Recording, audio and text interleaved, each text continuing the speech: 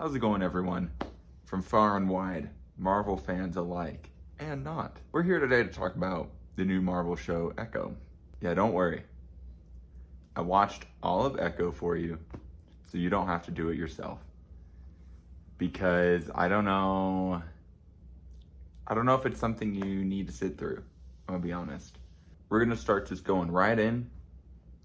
There's gonna be spoiler filled.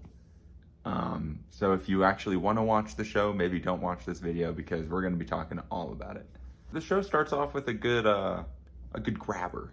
You know, it really brings you in. Starts off showing this tribe of people, and they surround this like ancient water bowl in this like ancient land, and they're all like splashing themselves with this like, what I guess would be maybe a fountain of youth or something like that, or I don't even know what it was. Are you guys hearing all these noises? Whoa. They're all drinking out of this fountain, and for some reason, the whole place, or the whole cave, they're in a cave. The whole cave starts to like collapse in on them. To escape, the leader has them all jump into the water, and then in doing that made them humans, and they popped up on Earth. Little funky, but it makes you kind of interested in the show. You're like, okay, I didn't know it was gonna have some ancient magic going on. It's not used that much. It's not really a factor in the show. It's kind of a plot point, but it's like, I don't know, it doesn't come up that much. I thought we were going to be getting scenes every episode of like what happened in the ancient land, and like maybe these were the bad guys and she was going to have to fight these ancient gods, or it was going to connect to the Eternals somehow. Like I was kind of getting excited, but then it just kind of didn't really go anywhere. I will start off by saying the theme song is pretty good for this show. That's a redeeming factor. I at least sat through the opening song every time. I didn't skip it. My overall view here, you really only need to watch episode 1 and episode 5, and it covers everything. Like the 3 episodes in the middle, episode 2, 3, and 4, straight filler. Nothing happens, and everything that does happen, it's like, but what was the point of that? The 3 episodes in the middle really felt like filler and just kind of Tom and Jerry like back and forth chase from Kingpin and Maya, and it wasn't that interesting. I thought they did a good job with the character Maya herself, and she was like an enjoyable character, but just nothing happened in the show. It was pretty much just shots of her leaving town on her motorcycle, and then something would happen and she would come back into town on her motorcycle. Then she would get angry, leave town on her motorcycle again.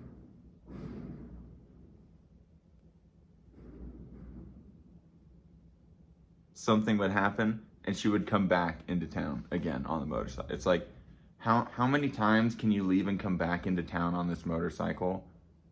And you're also watching the shots of her on the motorcycle every time. So like, I don't know, by the end of the show, I was getting annoyed of these motorcycle shots. Like if you gave me one more cinematic shot of her driving on a motorcycle, oh my gosh. It was too much. It was too much.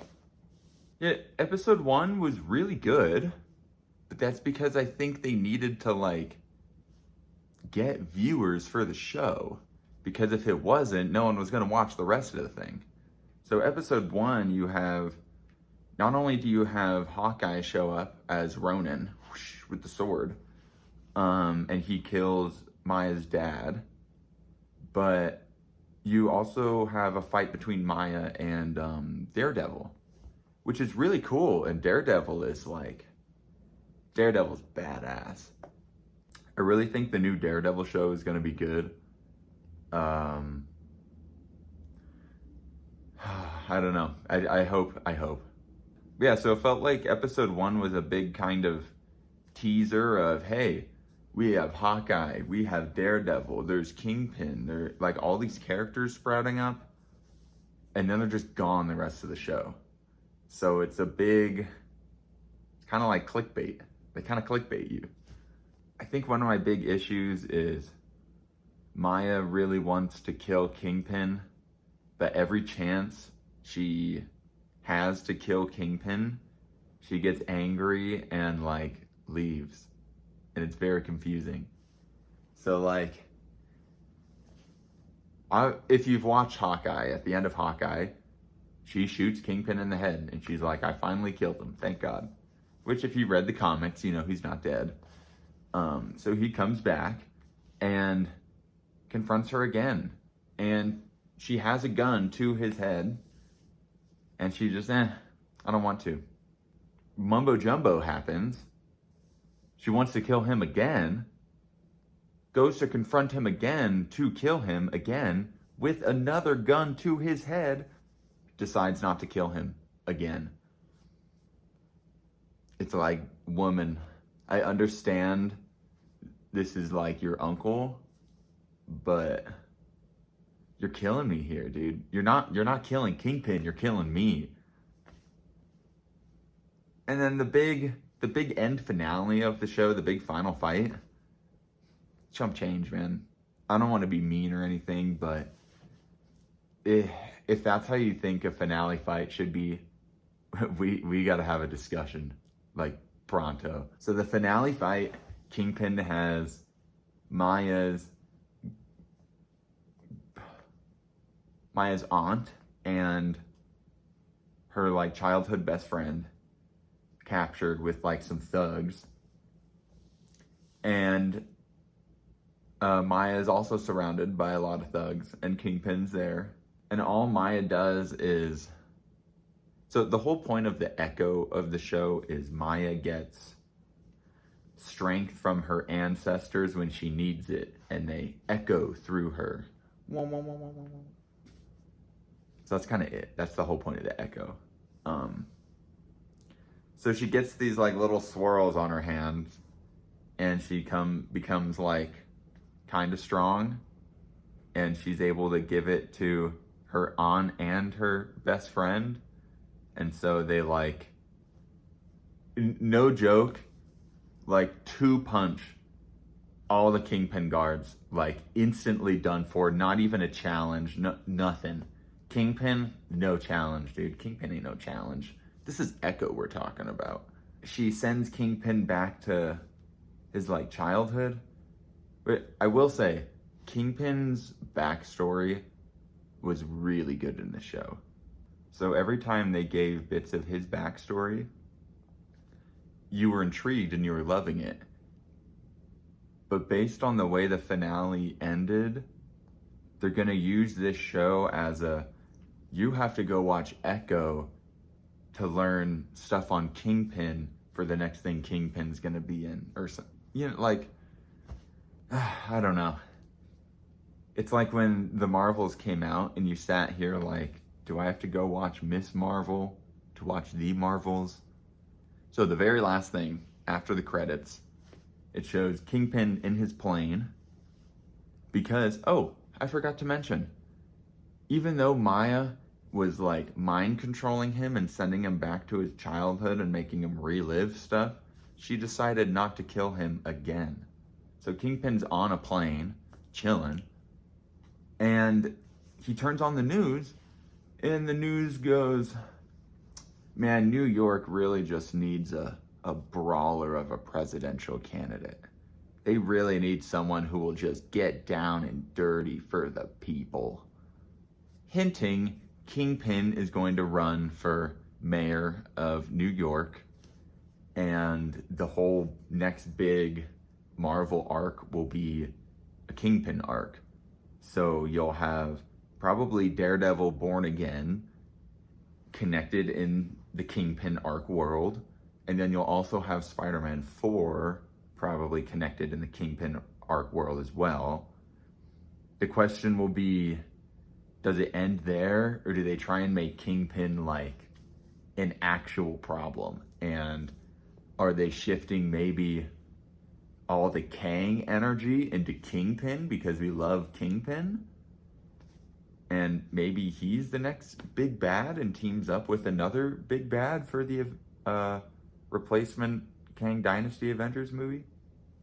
Just some thoughts here. I don't know. I don't want to talk too much about this show. It wasn't amazing, but by no means was it trash. When stuff was happening in the show, it was pretty enjoyable, except for when it would be kind of a pointless thing. So her mom dies in the beginning, and you get like kind of a flashback opening scene.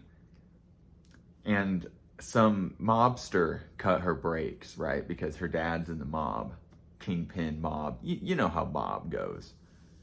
And they show her speeding up to this stop sign that's like, dude, she's got a good, gosh, I don't even know, 500 feet, say, like she's got some distance to that stop sign. And so she pumps the brakes like 2 or 3 times, turns to Maya, who's in the passenger seat, and half a second later, a truck hits them out of nowhere. But it's like, where they were on the road, there's no way a truck could have come out of nowhere and hit him the way it did. So like, I just wish they pieced it together a little better, you know?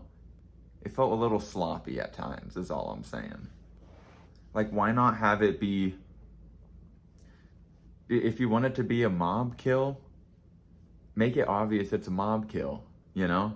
Have it be the wife goes out to throw out the trash or something, boom, sniped in the head. Or like make it obvious that she's getting assassinated by the mob.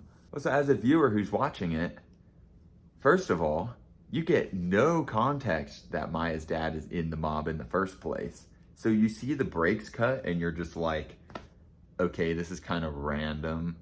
And then a couple minutes later, they talk about, oh, it was a mob hit. I killed the guy who cut the brakes.